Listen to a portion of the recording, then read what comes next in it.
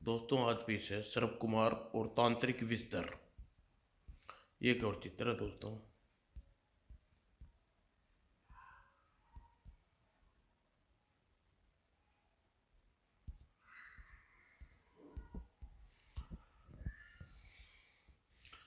प्रतापी राजा महाराज उदय सिंह अपने राज्य में विशालगढ़ की सुखपूर्वक राज कर रहे थे।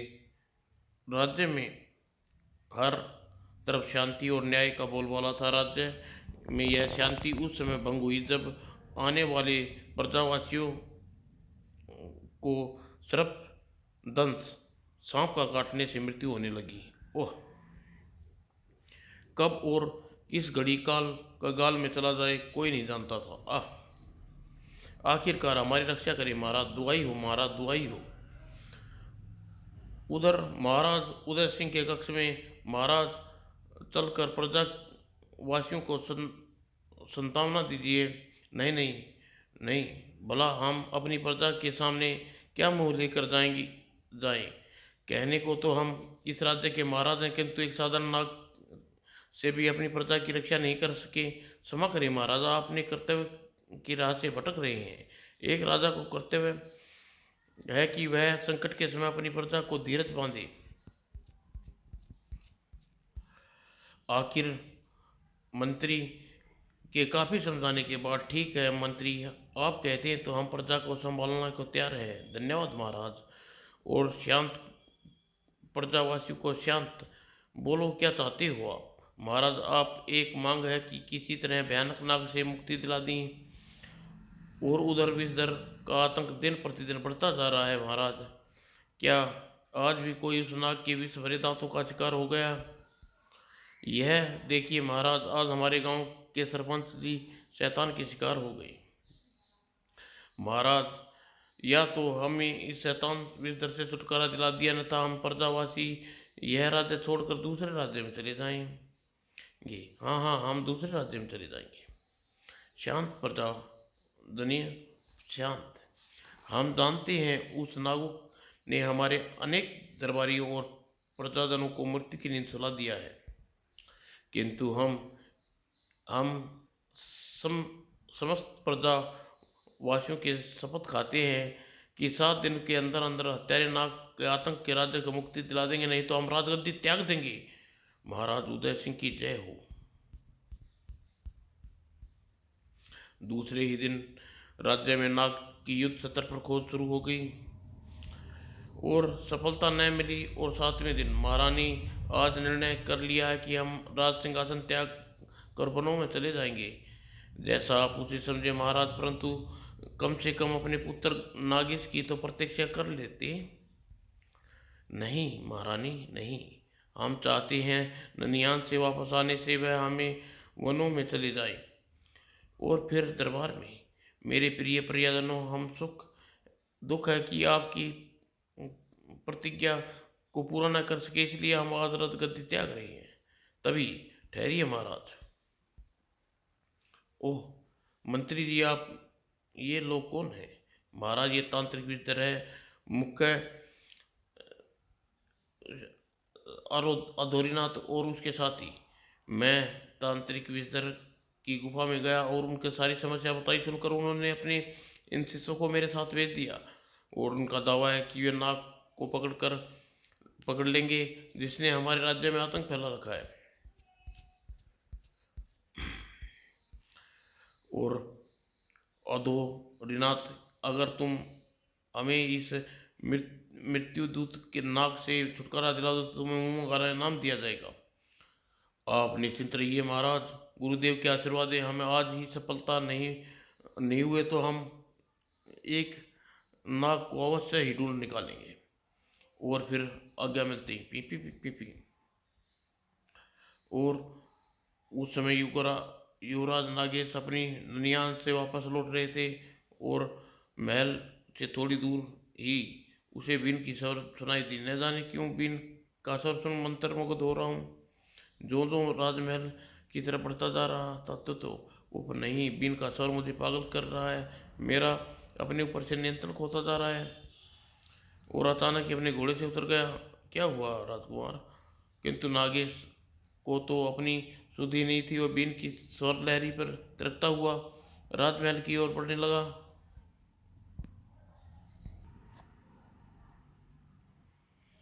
और उधर बीन दरबार में, साथियों और जोर से बजाओ, नाग इस राज्य में जिस रूप में होगा, बीन के स्वर में उसी में यहाँ आने पर मजबूर कर देगी। उसी पल सभी आचार्य कहते, नागेश, युवराज, राजकुमार, आपका अपराधी हाजिर है महाराज। यही है वह जहरीला नाग जिसने इंसानों रूप धरकर आपकी प्रजा का नाश कर रहा है और मेरी बीन स्वर लहरी सम्मोहित होकर यह लहराता हुआ यहाँ तक चलाया। खामोश, बंद करो अपनी बीन की ये बकवास। जो ही बीन का स्वर बंद हुआ, नागेश कटे वृक्ष की भांति गिरकर बेहोश हो गया। विशालगढ़ की प्रजा भी चुप न रह सकी। यह सपेरा झूठा है, हम हम सहन नहीं कर सकते। यह हमारे देवता स्वरूप युवराज पर कलंक लगा रहा है। नहीं राजन, मेरी विद्या झूठी नहीं हो सकती। यह तुम्हारा पुत्र कदापि नहीं हो सकता। यह इंसानी जिस्म में अवश्य है किसी नाग की आत्मा है। चुप रहो, हम कुछ नहीं सुनना चाहते। जा सकते हो। जा रहा हूँ महाराज, एक बात कहे जाता हूँ, इस घड़ी इस पर हर घड़ी नजर रखें, क्योंकि अगर यह सचमुच नाग आत्मा सचमुच नागा आत्मा है हुई तो आठों पहर में किसी भी समय एक बारी वास्तु के रूप में आना होगा। महाराज, यह सब मेरे कारण हुआ, मैं क्षमा चाहता हूँ। मंत्री जी, हमें आपसे कोई शिकायत नहीं है। और कुछ ही देर बाद तांत्रिक विस्तर की गुफा में, गुरु और वास्तव में युवराज प्रजा का दुश्मन है। तुम्हारे प्रश्नों का उत्तर ये है।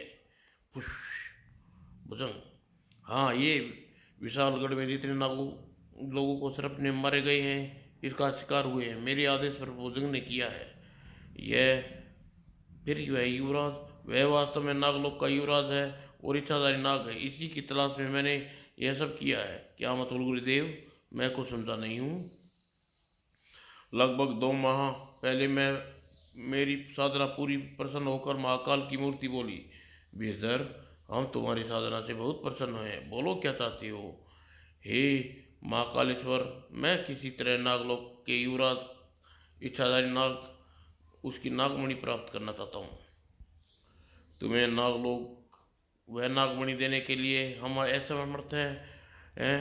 नागमणि नागलोक में कुछ ऐसी शक्तियों के कब्जे में है जहाँ हमारी विनाशकारी शक्तियाँ प्रवेश नहीं कर सकती।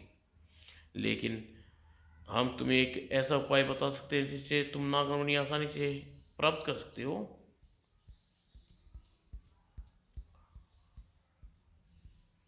नागलोक की युवराज इच्छाधारी नाग आजकल विशालगढ़ में निवास कर रही है, लेकिन वह इच्छाधारी नाग विशालगढ़ में कहाँ है ये कोई नहीं जानता।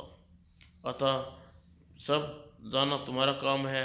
अगर तुम इच्छाधारी नाग को काबू में कर सको तो वह इच्छाधारी मणि नागमणि तुम प्राप्त कर सकते हो।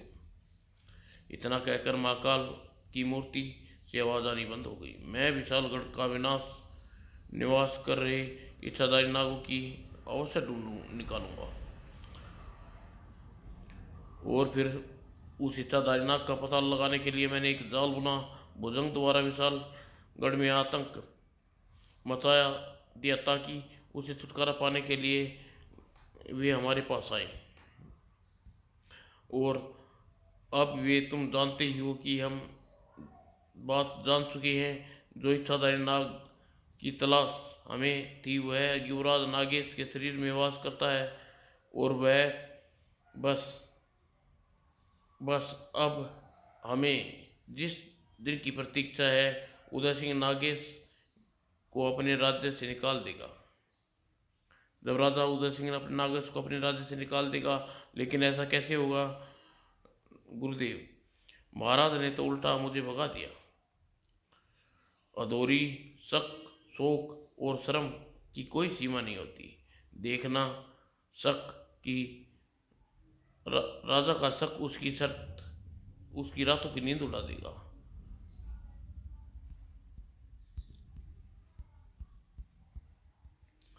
और विस्तर का कहा सत्य था, और वह इंसानी जिस्म में नाग आत्मा है। यह आपका पुत्र नहीं हो सकता। वह जो भी है आपकी प्रजा का नाश कर रहा है। एकाक महाराज उठ गई। ओ यह नाथ, आप किस तरह बेचैन हैं? महारानी, वचन तो तुम हमारे प्रश्नों का उत्तर एकदम सही सही दोगी। मैं समझे नहीं नाथ, आप क्या कहना चाहते हैं? आपको लगता है कि मैं असत्य बोल सकती हूँ? तो बताओ महारानी, क्या नागेश वास्तव में हमारा पुत्र है? ओह, आप यह बात जानना चाहते हैं? परंतु महाराज, यदि आप इस रहस्य को रहस्य देने रहने दे तो अच्छा है। नहीं महारानी नहीं, हम यह रहस्य जानना चाहते हैं क्योंकि इसी में हमारी प्रजा की भलाई है। तो सुनिए महाराज, 20 वर्ष पहले की बात है, जब हमारी पंचवी संतान यानी नागेश विमृत पैदा हुआ था। हे ईश्वर, यह तूने मेरे जिन जन्मों के पापों का दंड दे रहा है। और तभी फरस पर दो सांप रेंगते हुए आए और अपने जीवन जीवन से निराश होकर उनके सामने बैठ गई। हे नाग देवों, मुझे अभागानी को इस संसार में मुक्ति दिला दीजिए। अचानक एक प्रकाश करौंदा और मैं चेत हो गई। और जब मुझे होश आया, अरे ये तो युवराज जीवित हो गया। अगले पल जय हो नागदेवता। और लेकिन मैं नागों को वहां ना पाकर चौंक कर उठी। अरे कहाँ गए चले गए? और मैंने उसे नाग देवता का वरदान मानकर उसे पालन पोषण शुरू कर दिया तथा किसी को कुछ नहीं बताया। पर आप कहाँ चल दिए सच्चाई जानने? इसका मतलब उस बालक के शरीर में उन दोनों नागों में से एक ने अपनी आत्मा डाल दी ताकि वह मेरी प्रजा का लहू पी सके, लेकिन मैं ऐसा हरगिज नहीं होने दूंगा। तभी अरे ये आवाज़ कैसी युवराज के कक्ष से आ रही है? भैया, वह तो नागलोक, वापस चलो।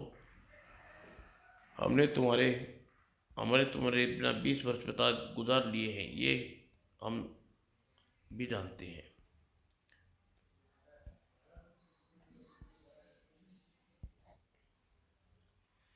उदय ने उत्सुकतावश खिड़की से झाँका। देखता हूँ कौन है।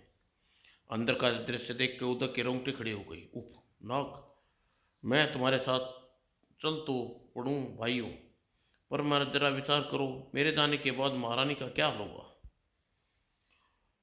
तो क्या आप सारी जिंदगी यहीं गुजार देंगे? नहीं बंधु, मैं किसी दिन मौका देखकर महारानी को सारी वास्तविकता बता दूंगा। तब वह सत्य स्वयं ही मुझे जाने की इजाजत दे देगी। और तभी पलंग पर सारे बैठ नाग चल पड़े और धीरे धीरे नाग रूप में परिवर्तन हो गया। सुबह होते ही ले जाओ इस दुष्ट को और राज्य से बाहर निकाल दो। परंतु पिताजी, मेरे अपराध क्या है? तुम अपना अपराध अच्छी तरह जानते हो, सौंप ले। लेकिन महारानी वहां पहुंची। ठहरिए महाराज, मेरे पुत्र को अपराध बताए बिना आप दंड देने का कोई अधिकार नहीं है। महारानी, अगर तुम इस दंड का अपराध सुनना चाहती हो तो सुनो।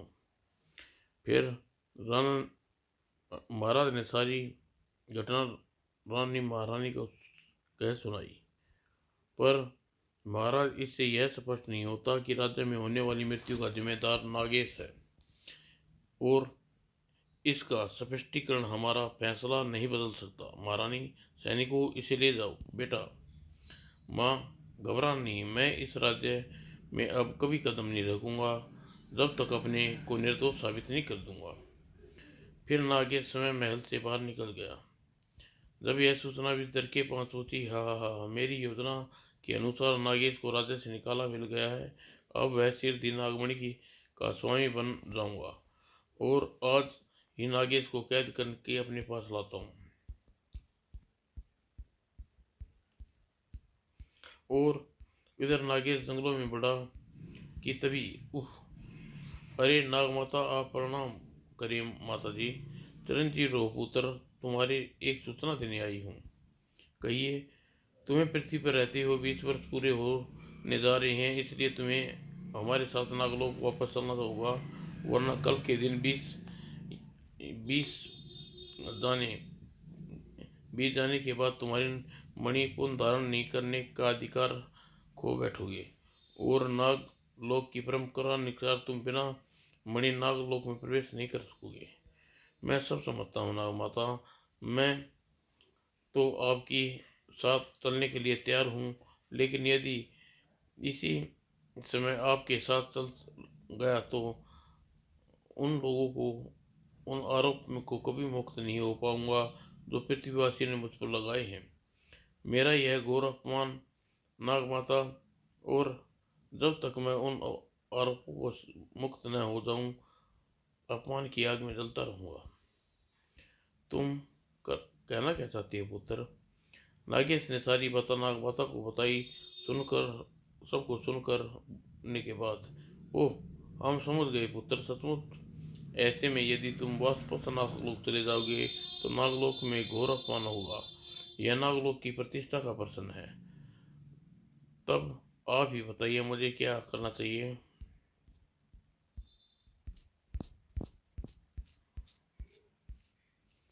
तुम अपने ऊपर उन लोगों को आरोप मुक्त होने की प्रयास करो पुत्र।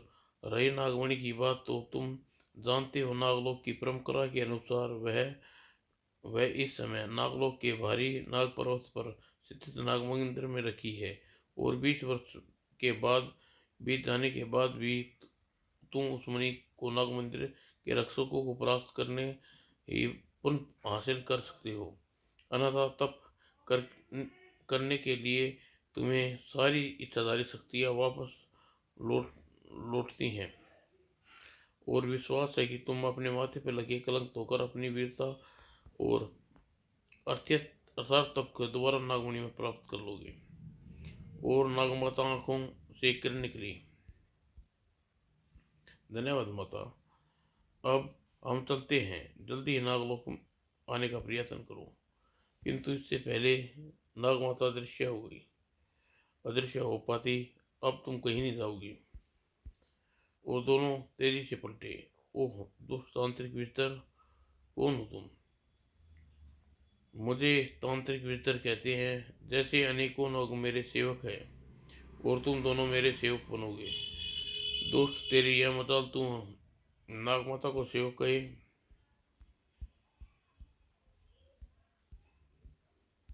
अगले ही पल मैं तुझे जीत नहीं छोड़ूंगा। और इससे पहले विस्तर संभला, नागराज ने उछाल भरी और गले में सवार हो चुका था। अब बोल दोस्त। ओह। और नागवश अपना सिकंजा प्रतिपल कसता जा रहा था। तेरे जैसे दोस्तों को ये पृथ्वी का बोझ तेरा अंत होना चाहिए। तभी गुरुदेव छोड़ गुरुदेव को छोड़ दे, वरना नागमाता को मार डालूंगा। वह तेजी से घूमा। ओह, ये तो नागमाता को जकड़ रखा है, अब विद्यर को छोड़ना ही पड़ेगा। तभी विद्यर की हाथ में हरकत आई, और अगले ही पल वो चीख पड़ा, चल चका मुझसे टकराने का मजा।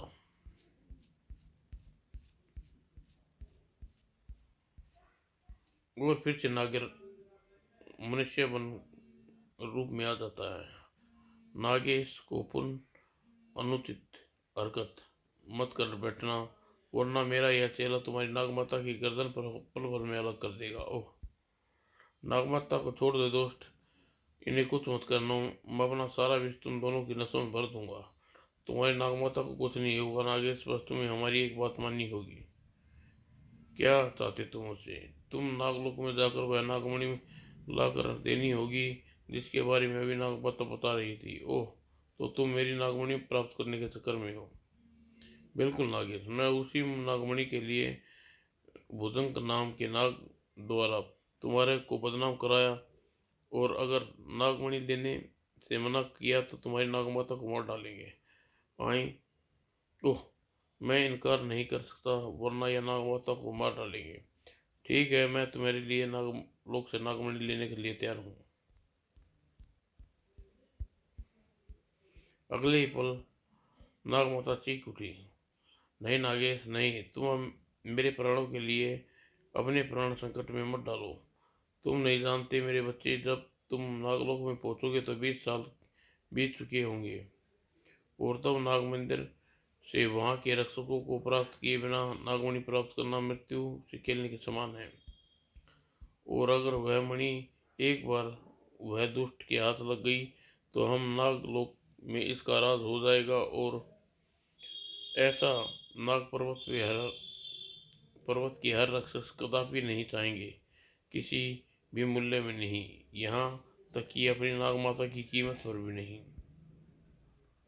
नागमाता, मैं मानता हूँ कि आप कह रही हैं वह सत्य है, मगर मैं आपकी किसी मूल्य पर मरने नहीं देना चाहता।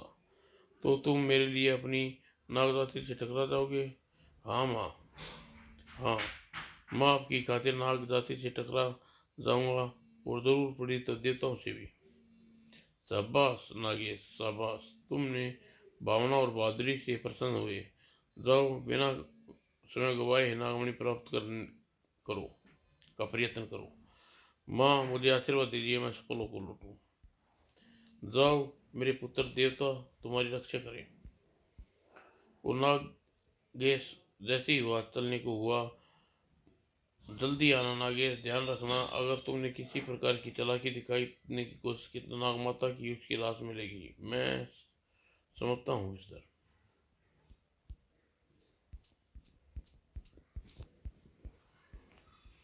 और फिर चल पड़ा नागेश, बिना फल गवाए चल पड़ा। और फिर वह लंबे सफर के बाद नाग पर्वत पर पहुंच गया। जैसे ही वह नागेश नाग पर्वत के द्वार पर पहुंचा, कौन हो तुम? मैं नागलोक का सर्प कुमार नागेश हूँ, और अपनी मणि प्राप्त करने आया हूँ।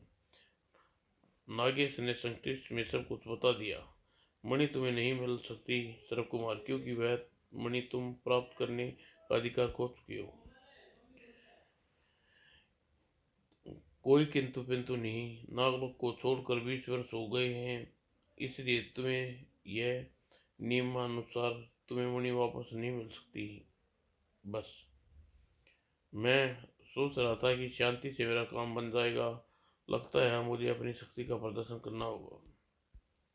और तुरंत दृढ़ निश्चय कर बोला, मैं यहाँ से मणि लेने आया हूँ और मणि लेकर जाऊंगा, देखता हूँ मुझे कौन रोकता है।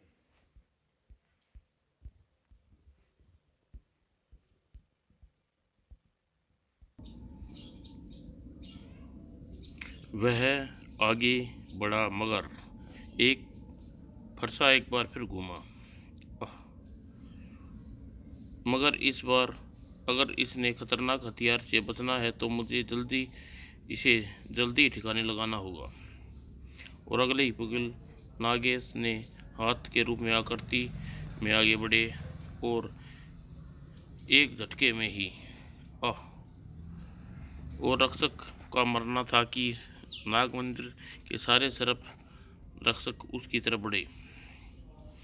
और यह क्या, प्रधान रक्षक के मरते ही नाग मंदिर में सारे सर्प मेरे ओर बढ़ गए। मैं इन्हें ताकत से नहीं जीत सकता, इसके लिए मुझे बुद्धि का प्रयोग करना होगा।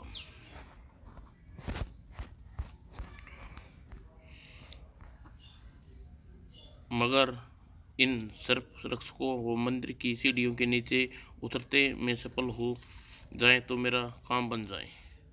और ऐसा सोचने हुए तेजी से एक तरफ बढ़ने लगा, और पीछे पीछे नाग मंदिर के सारे सर्प रक्षक भी भाग लिए। मेरा उपाय काम करने लगा, सारे सर्प रक्षक मेरे पीछे आ रहे हैं। और काफी दूर भागने के पश्चात वह वापस लौट आया, और तेजी से नाग मंदिर की तरफ सीढ़ियां चढ़ता चला गया। सारे सर्प मेरे पीछे ही आ रहे हैं, मगर वह मुझे विश्वास है कि जब तक ये मुझे पूछेंगे मैं मणि प्राप्त कर लूंगा।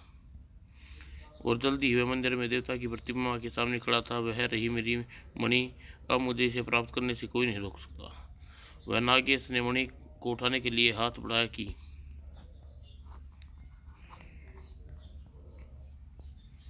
तभी अगले ही पल मौत उसके सामने खड़ी थी। मुझे सर्पनाथ कहते हैं और मेरे रहते उस मणि को हाथ नहीं लगा सकते। सर्पनाथ जी, मुझे यह मणि अपने निजी स्वार्थ के लिए नहीं चाहिए। मैं नागमाता के विषधर के हाथों बचाने के लिए मणि प्राप्त करना चाहता हूँ। ओह, तो इसका तात्पर्य यह हुआ कि तुम भी मणि को एक ही दुष्ट मनुष्य के हाथ सौंपना चाहते हो, जो मणि को प्राप्त करके हमारी नागजाति को अपना सेवक बना लेगा। मैं यह सब बातें जानता हूँ सर्पनाथ, मगर मैं ये मजबूर हूँ। मुझे नागमाता से बचाने के लिए इस मणि को अत्यंत आवश्यक है। हम कुछ नहीं जानते, क्योंकि तुम अपनी मणि पाने के अधिकार खो चुके होता। इस मणि पर प्राप्त करने के लिए बुढ़ापा दोबारा तपस्या करो, तप करो, या फिर मुझसे लड़कर मुझे पराजित करो। ओह, अजीब दुविधा में फंस गया हूँ। वह तप साधना करने के लिए मेरे पास समय नहीं है, और इसका तात्पर्य यह हुआ कि मुझे दूसरा रास्ता अपनाना पड़ेगा।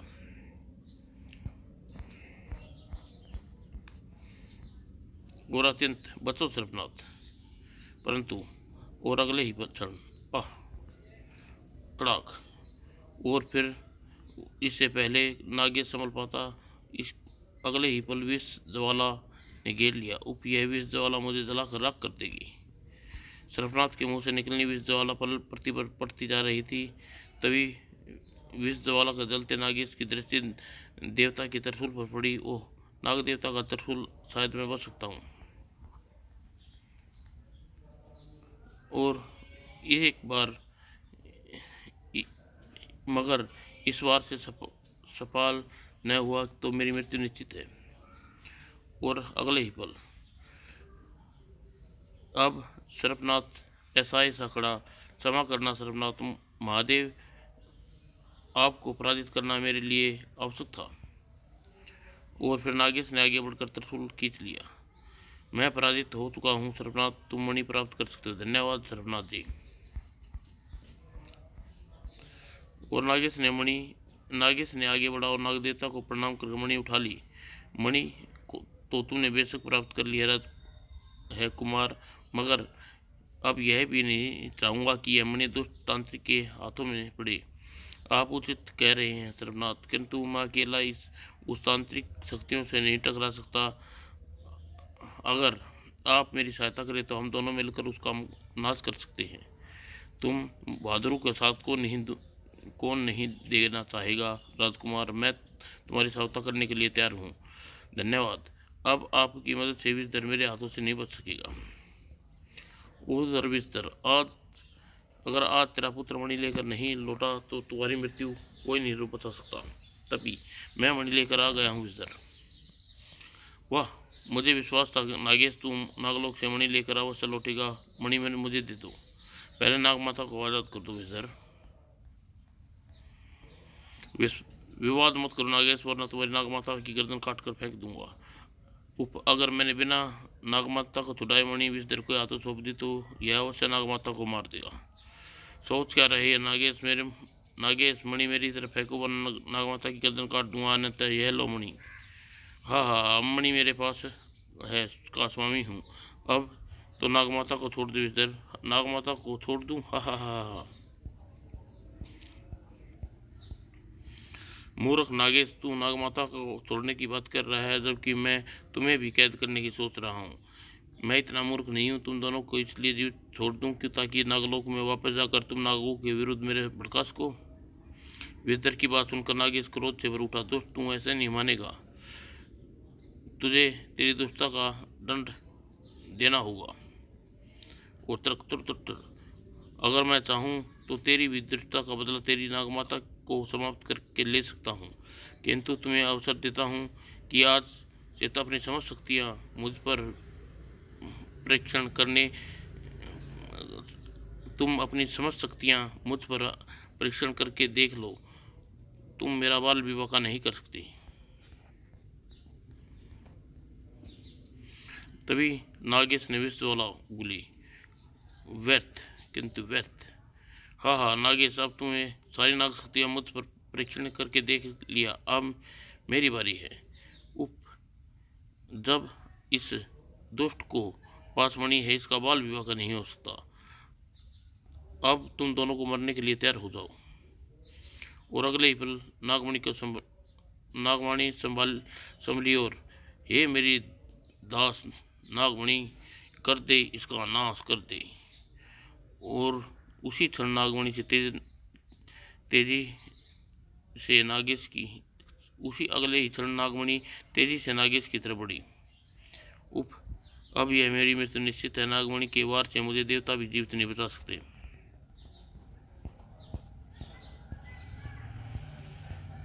और इससे पहले नागमणि नागेश से टकरा पाती, नागेश से चमत्कारी ढंग से सर्पनाथ नागेश के पीछे से निकला। और सर्पनाथ, ये आपने क्या किया? बातों का समय नहीं है नागेश। इससे पहले कि नागमणि वापस विषधर के हाथ में पहुंचे, उसे दबोच लेना चाहिए। इतना कहकर सर्पनाथ के प्राण पखेरु उड़ गए। और अगले ही क्षण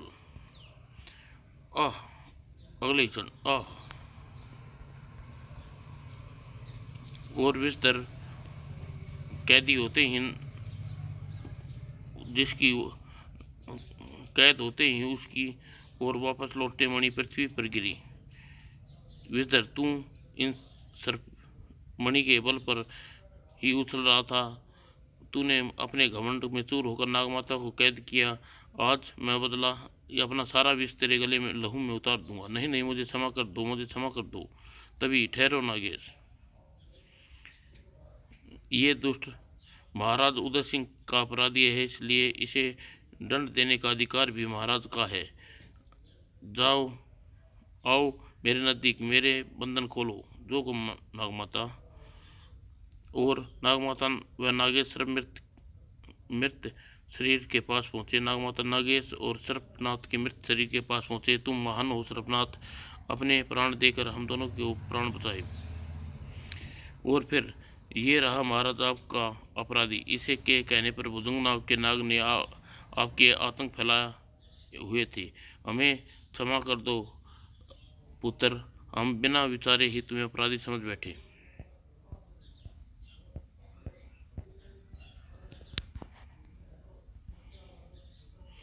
अब हमें आज्ञा दीजिए मान्यवर, हम इसे अपने साथ ले जा रहे। नहीं नहीं, ऐसा नहीं कर सकती नाग माता, हम मजबूर हैं महारानी। तुम्हारी मात्र पीड़ा को देखकर अपने पुत्र को तुम्हारे पुत्र के शरीर में प्रविष्ट होने की इजाजत दी थी, इसलिए अब अपने साथ वापस नागलोक ले जाना चाहता है।